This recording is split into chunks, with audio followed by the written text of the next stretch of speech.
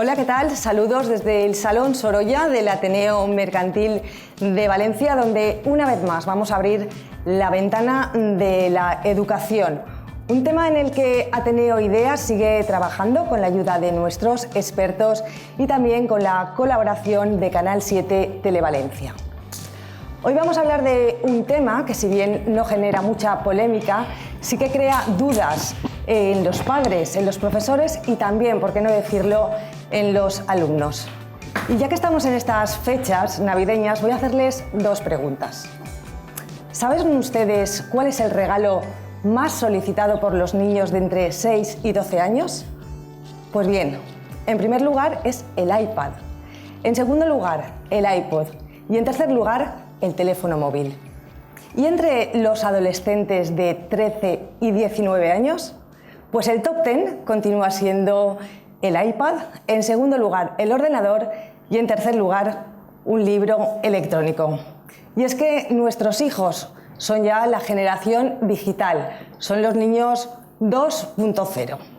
Por ello, tanto la escuela como los padres y profesores se tienen que adaptar a esta, digamos, realidad. Hoy vamos a hablar sobre todo de educación tecnológica, de cómo los padres, cómo la escuela, cómo las nuevas tecnologías están introduciéndose para aprender y para enseñar. Contamos ya con nuestros contertulios que hoy nos acompañan y que paso a saludarles. En primer lugar está Cristóbal Suárez Guerrero. Él es profesor del Departamento de Didáctica de la Universidad de Valencia y coordinador de la Guía Práctica de la Educación Digital de Samsung Smart School, ¿no? ¿Es correcto? Es correcto. Sí. Cristóbal, muy buenas tardes. Muchísimas gracias por estar con nosotros. Gracias a ustedes. Tenemos también con nosotros a José Ramón Navarro Pareja. Él es profesor de Universidad de la Cardenal Herrera CEU y consultor de innovación educativa. Muy buenas tardes, muchísimas gracias por estar con nosotros.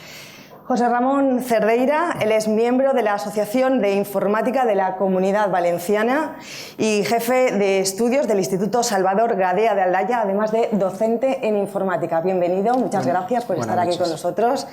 Y Ferran Morant, él es psicopedagogo y ha sido durante muchísimos años, concretamente creo que 22, asesor de TIC, que ahora mismo nos explicará qué son las TIC. A ver, vamos a empezar por ahí, porque nosotros a veces damos por claros muchos conceptos que a lo mejor la gente que está viéndonos desde sus casas no las tiene. ¿Qué son las TIC? Sí, además a los técnicos y a los psicopedagogos también nos da muchas veces por utilizar palabras extrañas para el público que damos por supuesto que están explicadas cuando lo mejor es así. Las TIC son tecnologías de la información y la comunicación. Muy bien, pues una vez sentadas esas bases... significa tecnología de la información y la comunicación. Venga, pues una vez aclarada estos términos, sí que me gustaría empezar diciendo o que nos explicaran si este binomio educación-tecnología es ya imparable, es lo que ya está en nuestras escuelas, es el futuro o es ya casi el pasado. Cristóbal. Muy bien, yo creo que estamos reunidos aquí para tratar el tema de la educación, pero con un pretexto que es el tecnológico. Y tenemos el pretexto tecnológico para poder pensar y representar cómo puede ser la educación de los ciudadanos, la educación en general y la educación en el sistema educativo formal. Y como has listado hace rato, hay mucha tecnología. La tecnología digital está en manos de muchos niños y adolescentes. Creo yo que hay más tecnología en las familias, en las casas, en los hogares que en la escuela. Frente a esta situación, frente a un conjunto de personas que están experimentando, haciendo cosas con la tecnología, la escuela se tiene que plantear un reto. ¿Qué puedo yo, como escuela, aprovechar para que esta persona pueda mejorar sus capacidades y el aprendizaje usando esta tecnología? Supone pasar a distintos niveles. Por ejemplo, cómo superar o introducir la noción de juego y extenderla como herramienta de aprendizaje, hablando del iPad, cómo pasar de la digitalización de la cultura, que podemos nosotros acceder a través de Internet y sus dispositivos, el iPad, el teléfono móvil, cómo pasar de la digitalización de la cultura a reconocer la cultura digital en la escuela, cómo hablar con propiedad no solo del nativo digital o del mito del nativo digital o de la capacidad tecnológica de los alumnos a la competencia digital como requisito de aprendizaje. Ese es un término que también me gustaría aclarar. ¿Existen los nativos digitales? ¿Qué son?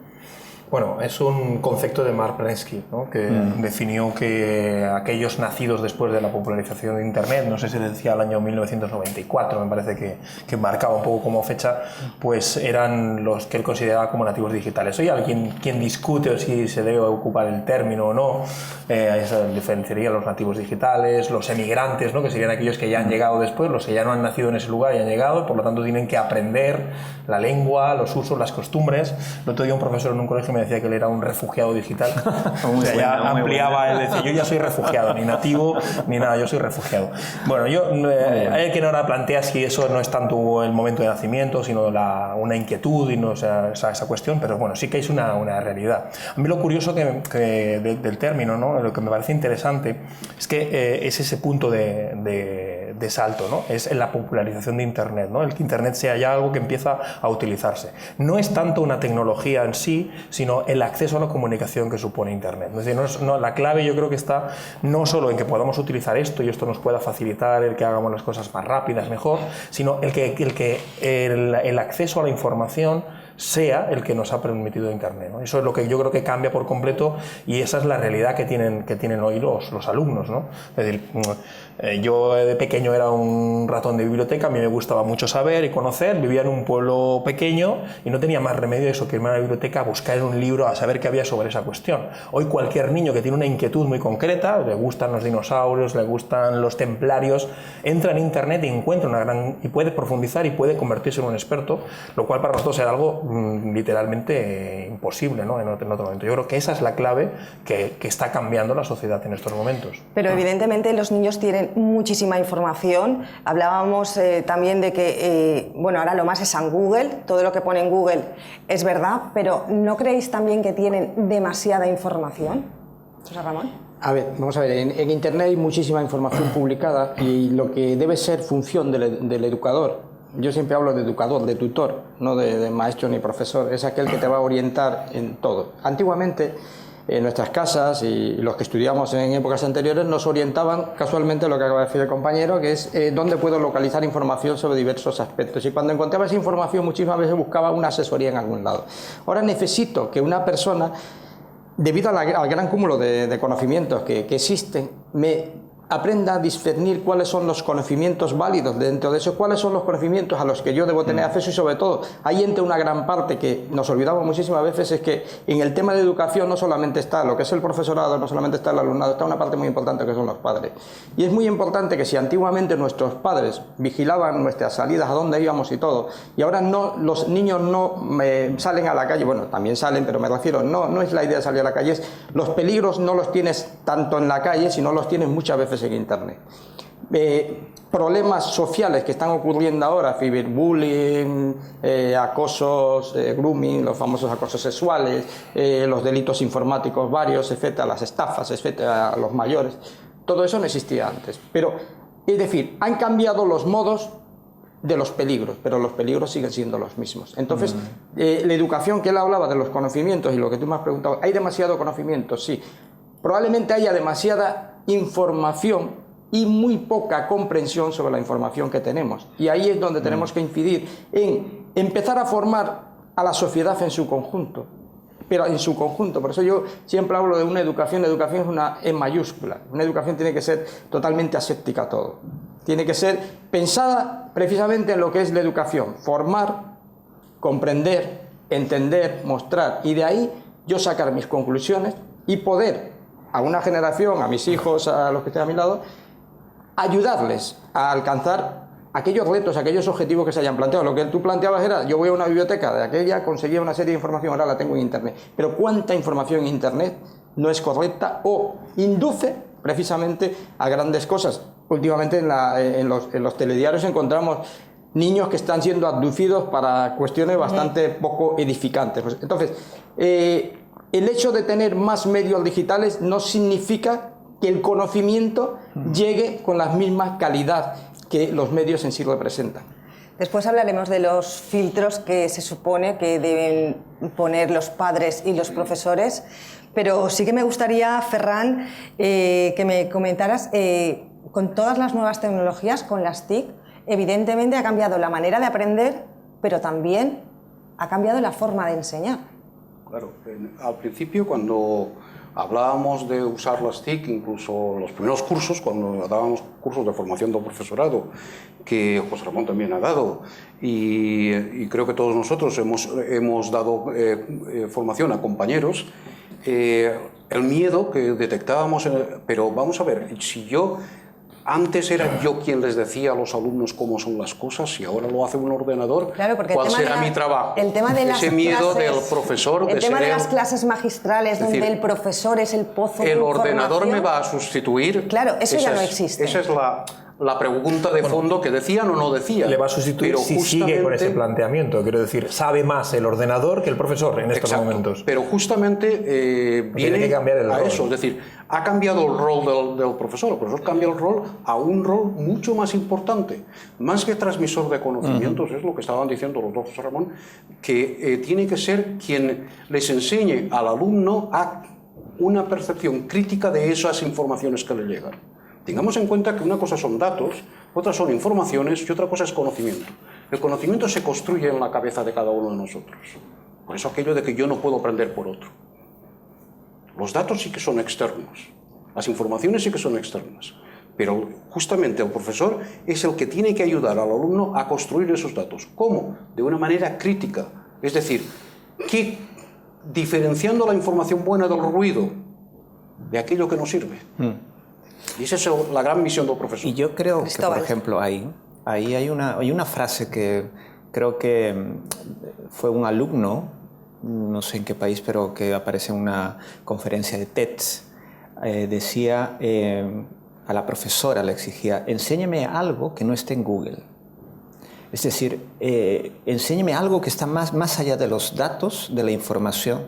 Y eso tiene mucho que ver con la competencia digital. Es decir, podemos hablar de etnicidad digital, de nativos digitales e inmigrantes, pero yo creo que son categorías que solamente se han centrado en el tiempo de acceso y en el acceso a la tecnología y no en las habilidades. Yo creo que las habilidades que tú tienes para desarrollar es como la felicidad, no están fuera, están dentro. Entonces, no te va a hacer feliz un coche o algo, una casa, sino es lo que tú añadas a esas cosas. Entonces, Internet es valioso siempre y cuando esté asociado a una capacidad para explotar con juicio o provechosamente ese potencial. Entonces hay una encrucijada personal y social. La personal que está asociada a la competencia digital que está más allá, que tiene que ver, que está más allá del uso técnico, está asociado a saber acceder a la información y explotar la información, la comunicación, la seguridad en Internet, saber resolver problemas a través de Internet y producir información. Y hay un reto social que tiene que ver con entender, creo, que el uso de la tecnología en Internet no es solo el uso de artefactos, sino sobre todo la emergencia de una forma de pensar, hacer y sentir que está más allá de la escuela, y que está más allá de la escuela y que los límites entre la educación formal, no formal e informal se están rompiendo y que hay escenarios educativos mucho más potentes que los que nos brinda la escuela, que probablemente sea el lugar más estrecho de la educación. Entonces, si la sociedad a nivel general sigue pensando en Internet como una herramienta, poco favor le podemos hacer. Y la política educativa debe de entender que hay toda una emergencia cultural en todo este tipo de cosas. Es que, además, creo que estarás de acuerdo conmigo, Cristóbal, que la educación es siempre una especie de camino a Ítaca. Lo importante no es el destino, es lo que ocurre durante ese camino. Por eso algunas veces cuando los profesores dicen es que no tenemos suficiente potencia de ordenador, vamos a ver, ¿para qué quieres un ordenador potente? Si casi cuanto más lento sea, más se darán cuenta los alumnos del proceso de eso que quieres enseñar. Porque además a veces estamos reduciendo mucho de que la tecnología es Internet. Hay otras muchas tecnologías, muchas cosas que podemos hacer. Es decir, hay ordenadores baratísimos de solo 34 euros que se pueden utilizar para enseñar a programar a los alumnos, a programar cómo se mueve un juguete o cómo se mueve algo en pantalla. O el ordenador que llevas en el bolsillo. Lo que pasa es que hay una incoherencia con el planteamiento que tú haces de que no es finalista. Es decir, que debería ser solo contar sobre todo el proceso con las propias leyes de educación que luego plantean determinados momentos en que con pruebas de validación, con las pruebas PAU, que en realidad sí que le están marcando, ¿no?, como un determinado objetivo, ¿no? Entonces es cuando los colegios se convierten precisamente en lo que no deberían ser, ¿no? Yo les llamo un poco como colegios autoescuela, ¿no? Cuando uno va a la autoescuela, ¿a qué va? No va a aprender a conducir, va a aprender a aprobar un examen. Y a veces el bachillerato se convierte, sobre todo el bachillerato, pero a veces incluso ya en secundaria, en formar para aprobar un examen y no para enseñar. Entonces se pasan, claro, en la autoescuela nos pasamos, depende del tiempo, 1 mes, 2 meses, que acabamos eso, nos dan un título y luego aprendemos a conducir. Pero es que el problema es que en el lugar en el que tendría que aprender se pasan durante muchísimo tiempo marcados por esa prueba externa en tener que aprobar la prueba y olvidándose de que ahí es donde tienen que aprender y donde tienen que adquirir esas habilidades. De todas formas, sí que me gustaría saber en qué situación real están las escuelas en España en el tema de la introducción de las tecnologías en el aula. En España y en la Comunidad Valenciana. Sí, vamos a ver. Lo que decía el compañero, yo voy a ir a lo mismo, que es el tema. ¿En qué situación estás? Vamos a ver. La situación no es ideal, pero también influye muchísimo los centros. Por ejemplo, voy a poner el caso de mi centro. Mi centro, por ejemplo, el AMPA ha invertido gran cantidad de dinero en su momento en modernizar el centro, etc. En otros centros lo están haciendo y se están trabajando. Otros centros a través de concursos europeos se patrocinan. Es decir, no siempre lo que dices tú que tenga que depender todo siempre del mismo lugar. Es decir, las tecnologías en los centros se van introduciendo poco a poco. Obviamente hay verdaderas carencias, pero también depende de institutos, colegios, etc. Ahora, yo quiero hacer hincapié en una cosa. No por tener más medios vamos a tener mejor educación. Quiero hacer mención por lo que tú decías. Es decir, los medios son importantísimos y se necesitan. Y lo que él decía, o sea, no puede ser que en una casa haya mejores medios que en un centro educativo. Y eso es así. Pero también tenemos que cambiar las estrategias de comunicación hacia ese, en la utilización de los medios hacia los niños. Yo voy a pasar a una cosita que va a parecer ahora un poquito como cortar el tema, pero no es cortarlo, es para que todos tengamos una visión. Voy a hablar como profesor que soy y docente que soy de educación, en qué pienso en el futuro de mis alumnos. Aparte de que se forme, estoy pensando en su futuro social, en su futuro económico. Entonces, tengo que empezar a pensar, y en eso tiene que pensar el sistema educativo en general, que tenemos que formar gente para el futuro. Vale, entonces tenemos que empezar a mirar qué dice nuestro alrededor. Y aquí ha habido, hace poco, en la primavera, ha habido un congreso internacional en Madrid, a nivel de educación, vino el secretario general de la UNESCO, vino un montón de gente, y todo el mundo plasma lo mismo. Y todo el mundo habla de educación y tecnología. Pero también todo el mundo habla de una cosita. Tenemos que empezar a cambiar el sistema educativo de base, desde abajo, desde los niños. Tenemos que empezar a esas capacidades básicas, esas capacidades que todo el mundo habla, que el niño sepa comprender, entender, ser crítico, tener una capacidad matemática, tener la competencia lingüística, tener la competencia informática o tecnológica, como le quieras llamar. Eso está muy bien, pero hay que plasmarlo. Y yo me refiero a una cosita. Hace un año se sacó un estudio de Estados Unidos, a raíz de eso Estados Unidos ha cambiado muchísimo su política y la han cambiado muchos países de Europa. Y a veces hacemos caso omiso a esos mensajes que se reciben. Y a mí me preocupa que España vuelva a quedar en la brecha digital.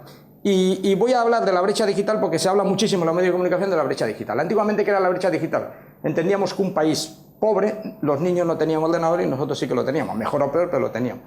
Yo antes estaba comentándolo con todos vosotros, ahora vemos desgraciadamente toda esta gente que viene, los famosos refugiados, todos tienen un smartphone. Será mejor o peor, de mejor calidad, más memoria, menos memoria, pero lo tienen. ¿Qué es lo que va a pasar en el futuro? Necesitamos que esa brecha que se va a abrir es entre aquellos que van a utilizar los medios que nos dan y aquellos que van a fabricar lo que antiguamente se llamaba investigación más desarrollo. Entonces yo quiero hacer una cosita. El año pasado en Estados Unidos se sacó un estudio que le dijeron a Obama, una serie de expertos, el fundador de la gente de Bill Google, Gates, ¿no? Sí, Bill Gates era el de... también, sí, estaba metido en el tema Bill Gates, está metido, ahora se me ha olvidado el nombre por los nervios, el fundador de Facebook. Zuckerberg.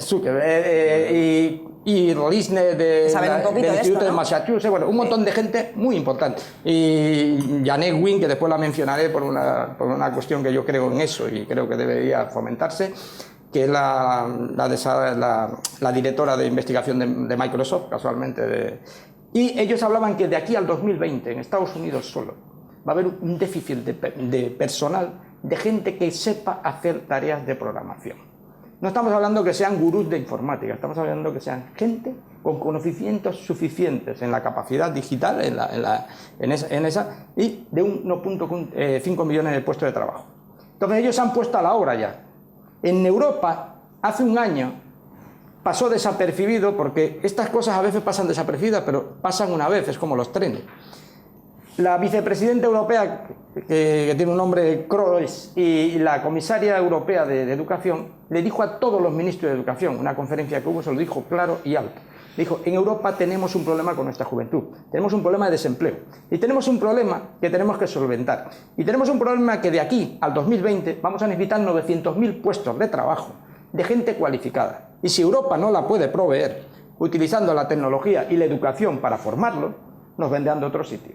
Entonces, eso está pasando y estoy viendo que está pasando el tiempo y seguimos. España en muchas, y antes yo lo comentaba y con esto os dejo para que los demás sigan opinando en el tema, porque es muy importante, España en otras etapas de la vida, en la revolución industrial nos quedamos atrás y en otras revoluciones que ha habido, por otras circunstancias también nos quedamos atrás. Sería una pena que en esta, que podemos estar adelante porque estamos en el G20, entre los países más potentes a nivel de PIB, a mí me gustaría que estuviéramos a nivel de procesos creativos. Y el proceso creativo nos lo va a dar, y después ya digo, cuando tú me des paso nuevamente, hablaremos de eso. Por eso quería introducir esto, porque es importante. Tenemos que pensar en la educación, pero tenemos que pensar en la tecnología, pero sobre todo tenemos que pensar, yo como educador, en el futuro de mis alumnos. Y ese futuro lo tengo que plasmar en fomentar una educación que le permita a ellos desarrollar su propia vida profesional en un futuro. ¿Nos quieres decir que aquí estamos todavía en la discusión de si hay que introducir las tablets y los libros digitales en las aulas y desde fuera ya se nos pide que los niños de alguna manera entiendan el lenguaje computacional, es decir, que sean capaces de programar, ¿no? de entender la informática? Voy a decir la frase de Rickner, que es muy entendible, y además cuando se lee la primera vez suena muy mal y cuando se explica es muy bien. Yo no quiero enseñar a los niños a programar, yo quiero que los niños programando aprendan. ¿Y qué significa eso? Yo soy informático y como informático voy a defender la informática, pero no la voy a defender porque sea un defensor de informática. Soy un jefe de estudio en general y soy de los que creo en la educación pública y soy de los que creo en el conjunto de la educación en general. O sea, lo que tú hablabas antes, no hacer secciones, sino hacer una educación global. Y lo que también decía el compañero. Vamos a ver, un niño que sabe utilizar el pensamiento computacional piensa en una cosita. Todo informático, cuando nos empiezan a explicar en las universidades nos dicen que un gran problema se divide en pequeñitos problemas y los pequeñitos problemas a su vez se van resolviendo y se van teniendo. ¿Qué pasa? Que un niño pequeño le presenta un programa, y de hecho esta semana pasada, y tampoco ha sido con mucha proyección por otras cosas, porque estamos en una campaña política, etcétera, y no ha salido. 100 millones de estudiantes de todo el mundo, de 180 países, participaron desde el 7 de diciembre al 13 de diciembre en lo que se llama la hora del código. ¿Qué era la hora del código?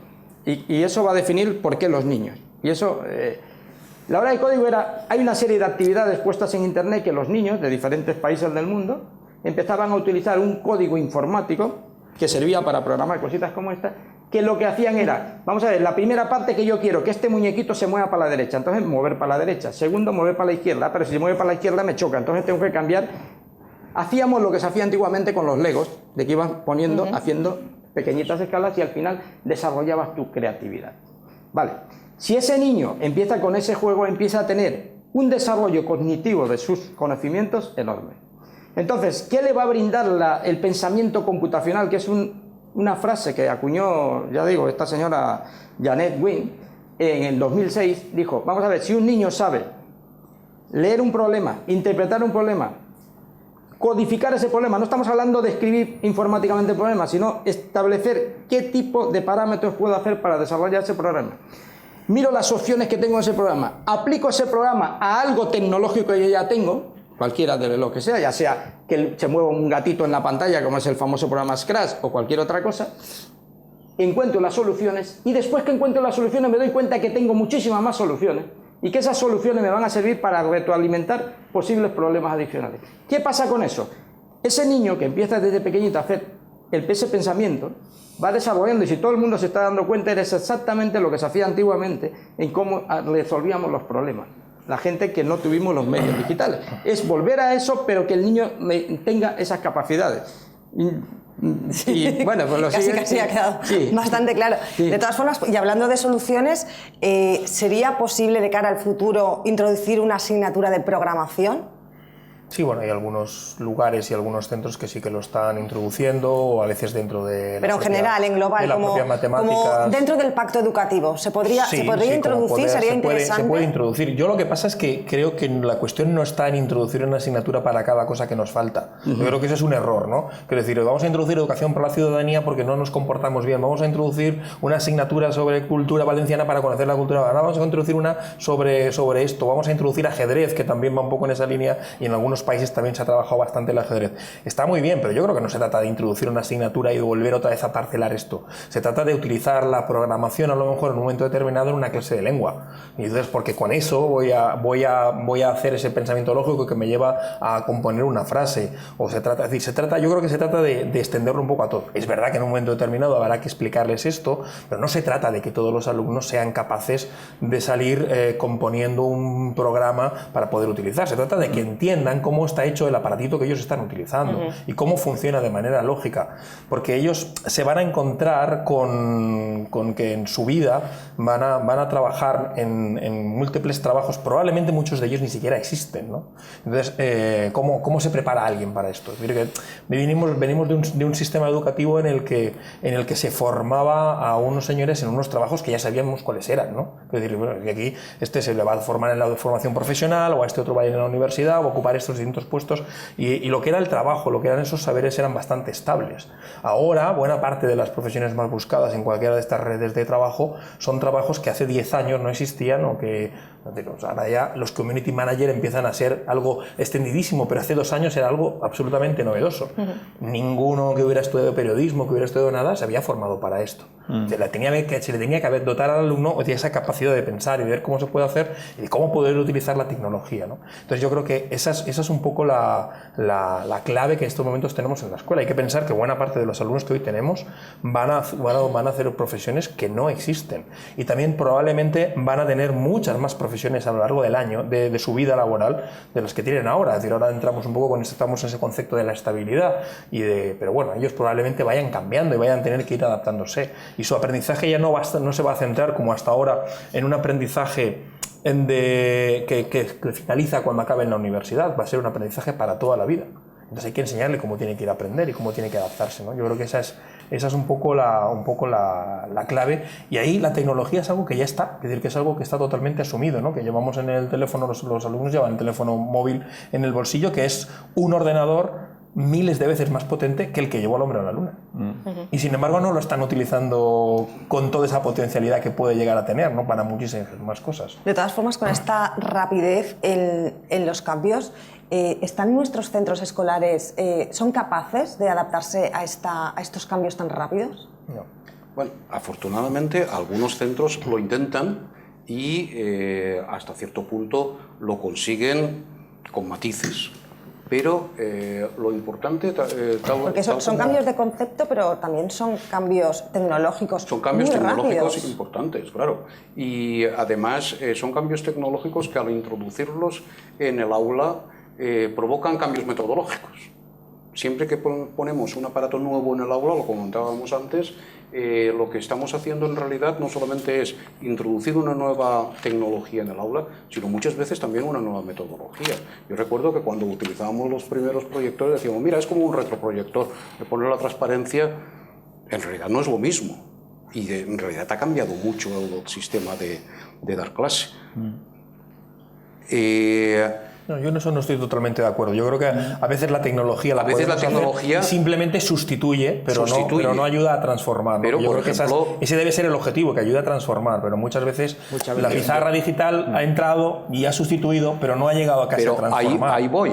Lo que pasa es que cuando fracasa todo esto es porque no se ha hecho primero una formación de profesorado. Eso es lo que quería tratar ahora. El profesorado no puedes introducir pero si métodos. estamos planteando un alumno al que no le podemos formar en algo porque se tiene que estar adaptando a una realidad, sino que le tenemos que formar a que se forme. Y esto nos lo planteamos con una formación del profesorado. Es decir, vamos a formar al profesorado en la tecnología que te va a ocupar durante un año, el año que viene, cuando el año que viene a lo mejor la tecnología ya ha cambiado. Yo creo que ahí es verdad que hay que formar al profesorado, que es fundamental, porque además el profesorado tiene demasiado esa concepción, porque todavía está muy en esa clase magistral, de que aquello que yo no cuento el alumno no lo va a aprender. Y por lo tanto también piensa justo al revés, aquello que no me cuenten yo no lo voy a saber. Entonces yo creo que el profesorado tiene que entrar también en ese long life learning. Es que justamente el profesorado se tiene que dar cuenta que se puede aprender de un profesor, aunque el profesor no lo sepa todo. Y de un alumno. Se puede aprender de un alumno. Yo puedo conseguir que un grupo de alumnos aprendan cosas que yo no sé, pero sí que sé orientarles a aprender. Claro. Y ese es el gran descubrimiento. Hay una cosa. Centro, varios profesores me comentaban, perdón. Sí, ahora seguía Cristóbal. Por ejemplo, ¿no? En el uso del iPad y distintas aplicaciones, ¿no? Entonces, lógicamente, los niños van aprendiendo y los profesores también, ¿no? Entonces, ahí hay dos actitudes siempre. Una era decir, yo necesito saber esto, controlar, que si ellos saben más que yo. Y una profesora me decía, yo no tengo ningún problema. Yo llego una semana antes de empezar a utilizar una aplicación y les digo, mira, la semana que viene vamos a empezar a utilizar, creo que era iMovie, que es la que hace vídeos y todo esto, un editor de vídeo. Dice, entonces, el que quiera que vaya investigando por su cuenta. Dice, pasada la semana, entonces dice, ¿alguien quiere explicarla? Y entonces me salen 3 que ya la han investigado, que la han aprendido, que la explican y que se la saben mejor que yo. Y entonces el profesor ya no tiene ningún inconveniente en reconocer que no necesariamente tiene que saber de esa parte. Volvemos a lo que hemos dicho antes. Claro. El profesor como animador del aprendizaje de los alumnos. Un guía. Yo creo que el profesor tiene que ser un Sherpa que va acompañando en el aprendizaje. El protagonista tiene que ser el alumno y el profesor le va acompañando, sabiendo que además sin su presencia probablemente el otro pueda equivocarse y pueda ir mal. Es decir, yo creo que es un papel muy importante. Es decir, al profesorado no solo se le tiene que formar en el uso de las nuevas tecnologías, sino en la nueva forma de enseñar o en la nueva metodología de aprendizaje, ¿no? Yo creo que hay nuevas tecnologías, pero hay viejas pedagogías. Es decir,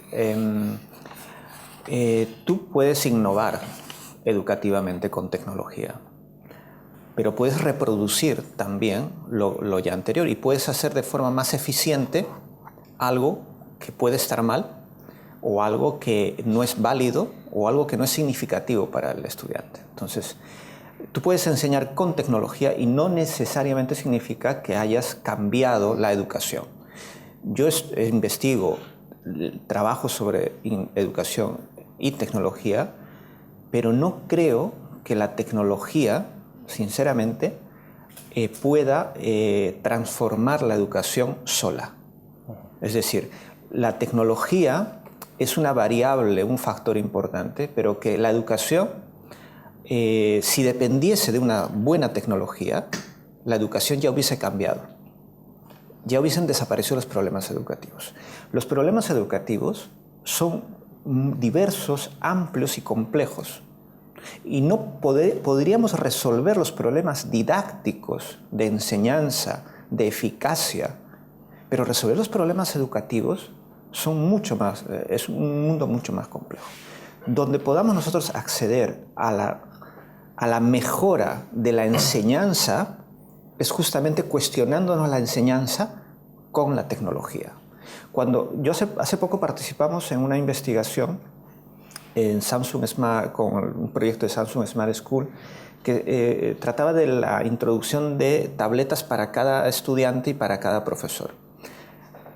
no buscamos saber si la tecnología era mejor para aprender. Yo dudo mucho de que aprendas el teorema de Pitágoras con tecnología o con el profesor. Es decir, no entro a competir en ese plano. Lo que sí hemos constatado es que la dinámica, la organización del aula y la actividad docente se transforma, cambia. Cambia porque la tecnología introduce un conjunto de patrones, costumbres, usos a los que quizá la cultura pedagógica tradicional no está acostumbrada. Entonces, en ese producto de negociación conceptual que tiene un profesor de entender la herramienta que le va a ayudar a catapultar a entender una idea, no es mecánico, no es tecnología y sinónimo de innovación, porque cuando tú tienes la tecnología y no tienes una idea innovadora, lo único que tienes es tecnología. Sí, pero también hay que contar que con la introducción de las nuevas tecnologías en las aulas cuentas con un factor que a lo mejor con las clases magistrales no tienes, y es la fascinación de los niños por estas tecnologías, sí, que entiendo que a la hora de enseñar es mucho más fácil contar con el interés y sí, arrancas con una motivación. Claro, con esa motivación que, por ejemplo, hay estudios sobre las pizarras digitales, y sí que es cierto que en las aulas que existen estas pizarras digitales los niños están mucho más motivados. Pero, a ver, yo vuelvo a insistir en el tema tecnológico, el tema tecnológico no lo va a ser todo, lo que él dice. Tú puedes tener la pizarra digital, pero si esa pizarra digital, que al principio es la novedad, va a llamar la atención, ¿vale? Si tú no la incorporas con habilidades para que crezca en el estudiante, en el alumno tuyo, esa motivación por conocer, por el conocimiento que tú vas a impartir en eso, poco va a ser, o sea, va a ser el primer día la novedad y ya está. O sea, ese es lo que él planteaba. Yo también planteo que a veces y volviendo a lo tuyo, a veces hay que practicar diferentes métodos pedagógicos. Yo voy a hablar de una experiencia personal que es con grupos de formación profesional básica, que son aquellos alumnos que no han terminado la ESO, y yo pues llevo 2 años trabajando con ellos, y la verdad es que me lo puse como un reto en un momento dado, y es la manera como he planteado el tema. O sea, en lugar de llegar a la clase clásica de voy a explicar en informática, me lo planteo de la siguiente manera: este alumno, con el perfil profesional que yo le estoy desarrollando, ¿qué va a hacer en una empresa? Entonces planteo la clase desde el momento que vamos a ir a una empresa. Entonces, casualmente estos días me correspondía hablar en uno de los temas, era el tema de las redes. O sea, ¿cómo instalo una red? Vas a llegar a una empresa, ¿y qué puede pasar en una empresa? Puede pasar esto y esto y esto. Entonces, esa metodología, no es lo hace muchísima gente, yo la he copiado de muchísima gente que la está haciendo. Pues le puedes llamar trabajo colaborativo, le puedes llamar todos estos pensamientos metodológicos que hay, puedes llamarle lo que quieras. Pero la idea es hacer que el alumno vea en tu clase, en los medios que tú tienes, lo mismo que va a ver en una empresa. Los medios a lo mejor de la empresa son mejores, porque serán mejores, pero la finalidad, el objetivo y lo que tú quieres inculcarle a él, que desarrolle, lo va a hacer. Por ejemplo, tienes que enseñar a un alumno algo de un procesador de textos, por ejemplo, que es una tontería. En vez de enseñar a un procesador de textos, ¿por qué no le enseñas lo que va a necesitar en una empresa? ¿Qué va a necesitar en una empresa un alumno? Hacer un informe. Entonces, vamos a utilizar el procesador de textos para hacer un informe, pero yo te voy a enseñar a hacer un informe. Entonces, yo, en una de las cosas que tú dijiste es el tema de si toda la tecnología va a ayudar o no va a ayudar. Yo siempre hago una salvedad. O sea, no poner más tecnología va a mejorar, pero no poniéndola, va a empeorar, obviamente. Pero yo siempre hago el símil con una cosa que lo leí una vez y me encantó el tema. Es decir, cuando a la alfabetización, llamamos analfabeto al que no sabía leer y escribir, nadie se planteaba que si te enseñaban a leer y escribir, todo el mundo iba a escribir una novela y ganar el premio Nobel. Entonces ahora parece ser que si tú utilizas la tecnología, todos van a ser o muy buenos informáticos o expertos. No, lo que tú decías, van a saber utilizar diversas aplicaciones, van a tener un concepto de utilizarlas, y si les enseñan, lo que yo digo, a ellos pensar cómo se pueden, las diferentes profesiones que ni existirán, pero cómo poder adaptarse a esos cambios, ese alumno siempre se retroalimentará él a sí mismo y sí que se estará autoformando. Entonces sí que como profesional de la educación... Yo creo que ahí hay un tema, por ejemplo, has hablado de cooperación, que es una habilidad importantísima de cara a la profesión, al trabajo interdisciplinar, al trabajo con mucha gente en la actualidad, ¿no? Por ejemplo, la Internet a ti no te enseña a cooperar. Puedes tomar ventaja de la cooperación empleándola correctamente, pero no es una propiedad de Internet. Internet tiene una infraestructura que te permite cooperar de una forma distinta a la habitual. Por ejemplo, tenía un profesor que se encargaba, conocía a un profesor, no era mío, pero se encargaba de enseñar robótica a los alumnos de ingeniería. Y al final del semestre terminaban haciendo un robot. Y cada año lo sacaban por televisión y el espectáculo eran los robots. Entonces había muchos robots. Y el profesor decía cada año lo mismo. Decía, sus alumnos han aprendido a hacer un robot. Decía, sí, sí.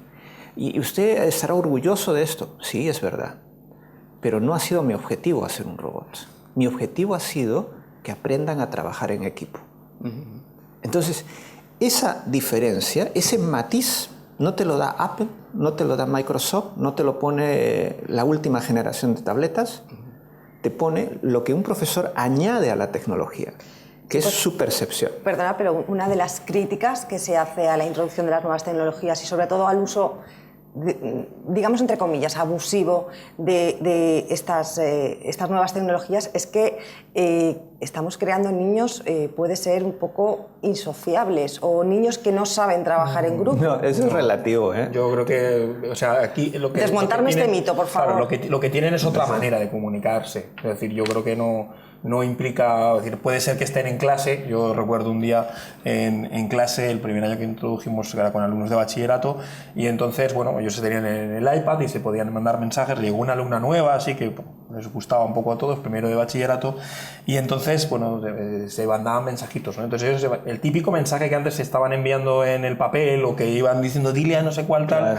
en este caso yo me llamó la alumna que acaba de llegar ya con un mes y pico, y entonces me dice que ¿puede resolver esta duda? Yo estábamos ahí mirando en el iPad y de repente apareció encima el mensaje de un alumno diciéndole Carmen, lánzame una mirada de amor, ¿no?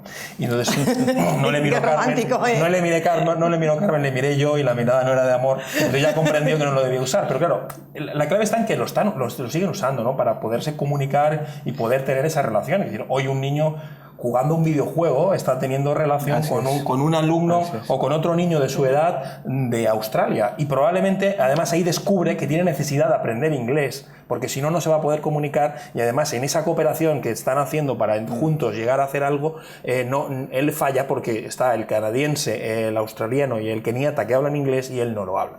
Entonces, es decir, y es una comunicación. Yo creo que sí que es verdad que te puede llevar ahí a centrarte, pero bueno, es decir, también decían que si estabas mucho tiempo leyendo libros ibas a perder la vista y que te hacías insociable y todo esto, ¿no? Y ahora hoy parece que el que leía muchos libros es el que la ventaja, ¿no? Pero, de todas formas, ahora hablaremos de ese tema porque yo creo que sí que es una preocupación de los padres. Cuando tú empiezas el Quijote, te das cuenta que es una crítica al libro, a que de tanto leer se le secó la mente, o sea, se embebió tanto de la virtualidad, porque la virtual no es solo aplicada a lo digital, de los mundos de ficción, de caballería, que terminó que enloqueció, ¿no? Entonces, cuando oponemos los peligros de la tablet, del acceso a la información, por ejemplo, lo oponemos normalmente a otro hecho tecnológico, que es el acceso al libro. No hay actividad más solitaria que la lectura. Entonces, claro, cuando estás ahí, pero leer lo ves bien. Pero si tú ves a un niño con el iPad, eso lo ves mal. Porque ahí eso es un patrón de representación. Ahí hemos pasado ya, que yo creo que los niños actuales no son consumidores de televisión, porque ya no ven la televisión. O sea, utilizan la pantalla, pero no ven televisión como tal. Es decir, lo ven. Pero tampoco son consumidores de libros. Bueno, o sí, pero leen. Es decir, pero leen, también leen. Es decir, yo creo que sí que es verdad. O sea, yo creo que está la preocupación de los padres de ese amor por la lectura. ¿Va a desaparecer con los libros electrónicos? ¿Qué media de libros se leían esos padres cuando tenían la edad de sus hijos, cuando iban al colegio? Pues de todo habrá, ¿no? Claro, por eso digo que es muy probable que la media no haya cambiado tanto. Es decir, que ese padre que hoy está muy preocupado porque sus hijos no leen, probablemente leía 3 libros al año porque lo obligaban en el colegio. A lo mejor no, a lo mejor leía muchos más, pero puede ser. Pero no era una realidad hace 20 años que los alumnos, hace 30 años, que los alumnos fueran unos grandes lectores. El acceso al conocimiento venía por otro lado, no Lo era... que sí ha cambiado es que hay más textos para leer, Sí. y más necesidad de discriminar aquello que es Totalmente. necesario Claro. leer. Porque Pero ¿se puede fomentar el amor a la lectura desde un libro digital? Evidentemente, es decir, es también lectura, es también entrar en otros mundos, es también, si te gusta la lectura de fantasía, entrar en la lectura de fantasía, es, en definitiva, los juegos, y hablando de profesiones de futuro, los juegos tienen guionistas, porque un juego siempre cuenta una historia, se trata de conseguir algo, se trata de... Y además de diseñadores, además de dibujantes, además de... tienen guionistas. Asesores, estrategia. historiadores. Es decir, yo he estado este verano con Con mis lo hijos cual, en es decir, París, y entonces ellos conocían París por Assassin's Creed. Claro. Y entonces ellos ya sabían ciertas cosas y tenían interés en ver determinados lugares. Y quería ver la Sainte-Chapelle porque estaba presente en ese juego. Pero antes entonces- lo sabías tú por los libros. Claro, y antes lo sabías por los Claro, libros, pero claro. que les ha llevado ese Exactamente. conocimiento. Y entonces, y mi hijo sabe de los templarios porque a partir de ahí ha buscado un libro, ha buscado otra cosa. Que es decir, el videojuego no necesariamente. Muchos- Otra cosa es que se pasen 10 horas jugando a un videojuego Claro. o que puedan. Claro, ahí por ya cambiarlo, estamos hablando pero de eso- otra cosa. Pero ¿no? eso es Eso otro es una yo creo que adicción es ya. otra- es Por una cambiarlo adicción. de época, muchos nos aficionamos a leer con los cómics de Ibáñez. Y con cómics que Sí, nos comprábamos como sí. podíamos, pero nos aficionamos gracias a eso. Es decir, probablemente ahora ocurra lo mismo. Pero entonces el miedo, ese miedo de los padres, y hablemos un poco también de la tecnología en las actividades de ocio, ese miedo de los padres a que el niño llegue a casa, se encierre en su habitación y se ponga a jugar, que se ponga con la Wii, se ese es ponga el con la horror, ese es el Nintendo, horror. se ponga con la Play. Yo tengo ahí dos- ¿Dónde tenemos que cortar? Yo tengo ahí dos, a nivel personal, no a nivel informático, ¿no? Sino por mi experiencia de jefatura de estudios. Yo tengo ahí dos percepciones muy claras. Una, últimamente no, los padres todos sabemos que trabajan muchísimas horas, muchísimas veces no están los niños solos, no hay un control sobre lo que hacen los niños. Yo recuerdo una niña que suspendió hace años y me llamó muchísimo la atención porque de aquella empezaba yo en este mundo y viene la madre a hablar conmigo y tal, le había suspendido no sé cuántas y me dice que pues no es posible porque la niña está todo el día en su habitación. Digo, mi pregunta es, ¿en su habitación qué tiene? Pues ya tenía un ordenador, una impresora, conexión a internet. Digo, no necesariamente está estudiando, puede estar jugando, puede estar haciendo miles de cosas. Entonces, después viene la otra parte, ya que tú hablaste de las actividades extraescolares. Es una cosa que también, y esto, a pesar de que extiende lo que es la tecnología, y que algún día lo debéis, no sé si ya lo habéis tratado, pero en algún foro es el tema de los padres actividades extraescolares. Queremos hacer que nuestros hijos hagan todo aquello que nosotros no hemos hecho.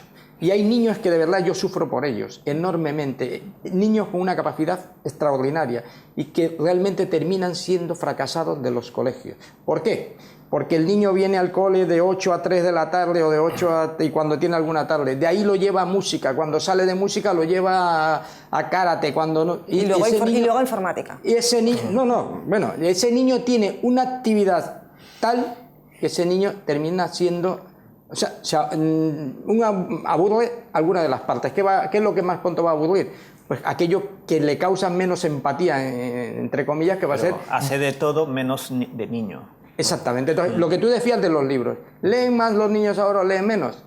Yo creo que eso también va en la educación de casa. O sea, si nosotros copiamos, aunque no lo creamos, copiamos parámetros.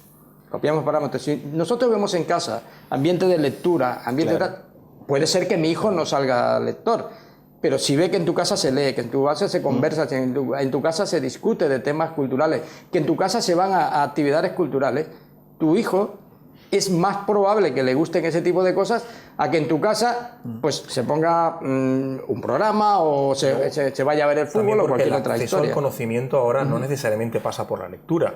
Sí, no, Tenemos está claro. un montón de audiovisuales, podemos meternos en YouTube y ver un montón de vídeos que nos están explicando lo mismo. Sí, sí. Y El conocimiento es el mismo, el medio es otro. conocimiento es el mismo. O sea, otra cosa es que la lectura por el placer de la lectura, porque te gusta un tipo de novela, porque te gusta algo. Pero es decir, el acceso hoy al conocimiento, afortunadamente, se puede hacer por muchas vías. Pero probablemente los primeros malos usos que se hacen de este tipo de dispositivos vienen por parte de los padres y de las familias. Ahí va, yo iba a lanzar un mea mala formación la tienen los claro, padres. es decir, No. es el regalo, es el mayor regalo, pero no se está planteando esto con un planteamiento también de llevarlo al educativo, sino se está planteando como un juego.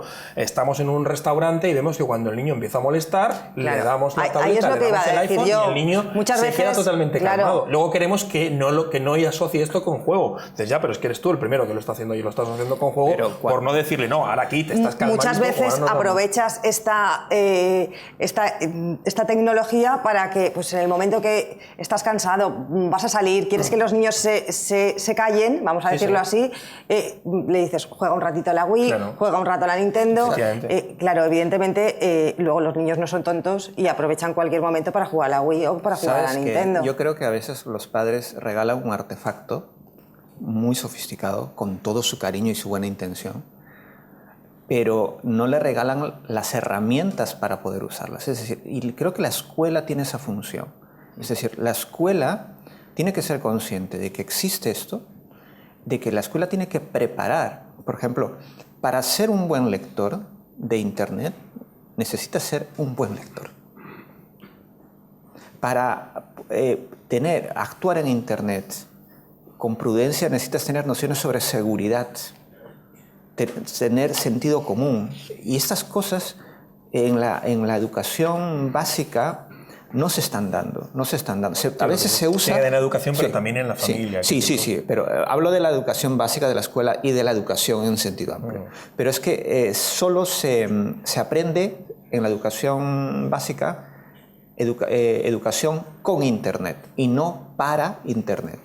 Entonces, eso tiene que ver con la competencia digital. Mira, nosotros en la Comunidad Valenciana, la verdad es que en eso sí que hay que decirlo, que es la comunidad de todo el Estado, que sí que tiene informática, o ha tenido hasta hace poco, informática de oferta obligada en todos los centros, es decir, que los padres podían elegir la informática, ¿vale? Y eso, en cierta forma, en la Comunidad Valenciana, precisamente porque en su momento se apostó porque por lo menos hubiera un informático en cada centro, por lo menos en los centros públicos, y sí que se les estaba dando a los alumnos esa formación. No solamente utilizar Internet como una herramienta más, sino saber también discernir contenidos, etc. Claro. En mi centro, por ejemplo, se está llevando, y él lo conocerá, que esto es el tema de los contratos programa y todo esto. Y nosotros también no solamente estamos formando a los alumnos, también estamos formando a los padres. Porque creo que es eso es muy fundamental. importante, claro. Es fundamental. Es que el padre tiene que conocer también en qué anda su hijo. O sea, qué medios utiliza su hijo, qué debe dejar permitir a su hijo, qué tipo de peligros hay para su hijo. Y sobre todo cuando es más jovencito, que son cuando somos vulnerables. Entonces la formación de los padres debe ser, por eso cuando yo decía al principio de todo, que hablar de una educación con E, la educación con E es todo, es padres, todos los elementos externos sociales, todos debemos formar parte, pero los padres fundamentalmente. Y a veces se olvida, haciendo un proyecto educativo se olvida de los padres. Y deberían ser parte, pero ellos también, o sea, a veces se habla, no, el profesor tiene que ser una autoridad. La autoridad se gana, pero también se gana educando a los padres para que entiendan que el guía, el tutor, yo siempre hablo de que no soy un profesor, soy un tutor, un educador, un orientador de ese alumno, para que ese alumno llegue a esos objetivos que planteamos llegarnos. Tenéis un trabajo duro, si tenéis que educar a los alumnos, tenéis que educar a los profesores, tenéis que formar a los profesores y tenéis que enseñar a los padres, la cuestión no es fácil, ¿eh? No es nada fácil. No es nada fácil, entre otras cosas, porque si te das cuenta estamos todo el rato cambiando entre distintas cosas. Una cosa que estamos hablando de formar a las personas, formar a los alumnos como ciudadanos, pero también y al mismo tiempo, que es en definitiva es tarea de la escuela, teniendo escuela en general, en grande, a esos mismos ciudadanos como profesionales. Es que y uno estamos de los diciendo retos ahora de la educación en España precisamente es el trabajo con los padres. Y estamos diciendo que necesitamos de la colaboración de los padres, que nosotros solos, la escuela sola no puede. Toda la sociedad sí, pero la escuela sola no. Ahora yo os voy a plantear un reto, espero que seguro que lo vais a conseguir, es que en estos últimos 5 minutos de programa, no nos quedan más, ¿me deis alguna propuesta de cara al futuro y con la introducción de las nuevas tecnologías, qué se debería hacer en las aulas para que estas nuevas tecnologías y esta nueva manera de aprender y de enseñar fuera provechosa de cara al futuro? El que quiera. Sí, yo pondría el énfasis de las TIC, olvidarse casi de la tecnología y de la información, y pondría el énfasis en la comunicación. El acto de enseñar fundamentalmente es un acto de comunicación entre alumnos o entre profesor y alumnos. Y por lo tanto, eso es donde hay que poner el énfasis, en la comunicación. Y en definitiva, acordarse que Internet es una gran red que conecta personas, no solamente ordenadores, conecta personas. Importante. José Ramón. Yo volvería a lo que incidía antes y reitero, a veces soy un poquito pesado, pero es el tema del pensamiento computacional. Yo creo que que en todas las legislaciones, que es lo que realmente se palpa a veces, que pone por todos lados, esto va a utilizar las nuevas tecnologías de la información, etcétera, pero no existe ese concepto real, esa capacidad de desarrollarla. Yo creo que desde pequeñitos enseñar a los niños a utilizar ese esquema de pensamiento, ese esquema de trabajo, hace que el alumno tenga, primero, esa iniciativa por desarrollarse él a sí mismo, que desarrolle un cierto tipo de habilidades, que aumente sus capacidades, que tenga una actitud hacia el esfuerzo. ¿Por qué? Porque si algo le gusta, todos sabemos si algo nos gusta, nos agrada, y eso nos permite resolver problemas que nos lo van planteando, y además vamos descubriendo soluciones a cosas, que era lo que planteaba antes el compañero, es decir, en un futuro yo no sé lo que me va a pasar, pero yo si tengo esa capacidad de abstracción y de poder en algún momento seguir desarrollando mis propios conocimientos, mis propias habilidades, mis propias actitudes, pues eso realmente yo solicito eso que se está planteando y solamente voy a hacer una cosa. No dejemos, y lo dije antes, no dejemos que esa brecha digital nos convierta en exclusivos consumidores de medios digitales. Creo, y debe ser la función, en este caso del Estado español, crear creativos, gente que cree, que genere, que desarrolle medios digitales, tanto a nivel técnico, por supuesto, pero sobre todo del conocimiento. Y esa brecha no dejemos de pasar la oportunidad. Nos han insistido muchísimo, yo sigo insistiendo en eso, creo que si queremos dejarle un futuro a nuestros hijos lo suficientemente claro, diáfano y hacia dónde debe dirigirse la educación, ese debe ser. Y ese es mi Cristóbal. Yo creo que si nos planteamos seriamente el uso de la tecnología en el sistema educativo, tenemos que pensar que la introducción de la tecnología en el sistema educativo no es una introducción física. Es decir, no se trata de introducir tecnología en el aula, sino de, gracias a la tecnología y otros factores, la introducción de Internet, por ejemplo, es abrir el aula. Entonces, los profesores y el sistema educativo y la política debe estar consciente de que no se trata de aprender con Internet, sino de aprender en una cultura digital que te ofrece posibilidades, no certezas de aprendizaje. José Ramón, ya para acabar. Sí, para acabar. Bueno, yo creo que se trata, en definitiva, de hacer al alumno protagonista de su propio aprendizaje. Es decir, que el alumno ya no es el profesor, ya no es el que está en el centro de la clase, es el alumno el que tiene que ser el protagonista. Y para esto yo creo que hay tres cuestiones clave. Una es el cambio metodológico, el utilizar una metodología en el aula que no sea la clase magistral, reduciendo la clase magistral al mínimo posible, para que realmente el alumno, pues utilizando un trabajo por proyectos, un trabajo de investigación, un trabajo por indagación, el alumno sea realmente un auténtico protagonista. La otra parte es el introducir la tecnología como está introducida ya en las vidas. No se trata de que la tecnología tenga que ser el gran protagonista, sino con la misma normalidad que la tenemos introducida en las vidas, se introduzca también en el aula y se sepa utilizar, ¿no? Es decir, los iPads y los teléfonos tienen un modo avión que sirve para que en el avión lo desconectemos, ¿no? Ahora en el avión ya nos dejan llevarlo. Todavía hay colegios en que deberían cambiar el modo avión por el modo colegio, ¿no? En el colegio no se puede utilizar, ¿no? Hay legislaciones todavía en España que legalmente imposibilitarían el uso del iPad o de un dispositivo móvil en el aula, ¿no? Yo creo que esa es otra de las claves. La tecnología tiene que ser transparente, tiene que estar ahí y la tenemos que utilizar. Y otra cosa que no hemos hablado demasiado, pero yo creo que también es muy clave. 30 segundos. Sí, 30 segundos es el cambio en los espacios educativos, ¿no? Es decir, el aula ya no es un lugar totalmente focalizado, ya no se está focalizado en el profesor, con lo cual tiene que cambiar, tienen que abrirse los muros hacia afuera, tiene que ser incluso todo el centro un lugar de aprendizaje. Ya no se aprende solo en el aula, se aprende también en la cafetería, en los pasillos, en distintos lugares, incluso fuera del colegio, ¿no? El abrir esos muros que nos lo permite la tecnología a través de Internet, también abrirlos de una manera física.